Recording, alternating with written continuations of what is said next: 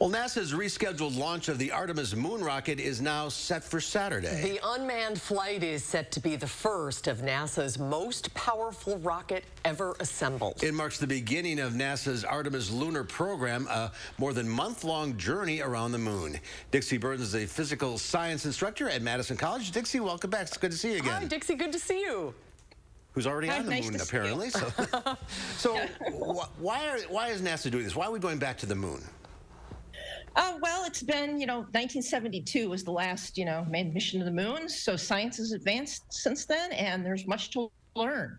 Also, the goal is to put the first woman on the moon and the first person of color on the moon. Oh, wow. That's very exciting. Well, the rocket will not carry astronauts, and it will not land on the moon. So why is this particular mission so important to getting us back to the moon?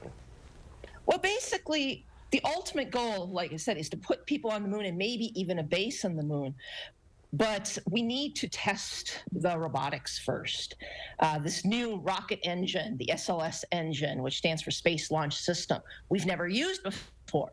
So we want to make sure it works and there are no problems before we send it up with people.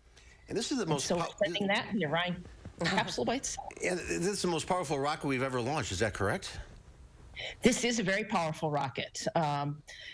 And what they want to do is, like you said, it's going to take about a month, the whole thing. It'll take a good week plus to get there, and they'll orbit the moon a little bit, and then they'll come back and splash down in the ocean outside of the Pacific, outside of San Diego. Well, there is a 2-hour launch window for this on Saturday. It starts at about 1:17 p.m. local time here in Madison. Now, what will happen if there's another delay or if weather is a factor or if something closes this window? Right. Well, these windows, what they're timing is, how to get to the moon to the right way so that they can get back. And if it's weather, the delay probably will be shorter. If there is some mechanical issue, then the delay will depend. Is it something they can fix quickly, or is it something they need to remove off the launch pad and actually take it apart and put it back together again? So what is the long term? Is this to set up bases on the moon so we can travel to Mars? Ultimately, perhaps. I mean, this whole mission was designed to get us to the moon. Artemis-1 is this unmanned probe. Artemis-2 will take 4 people and orbit the moon. That should happen in the next couple of years.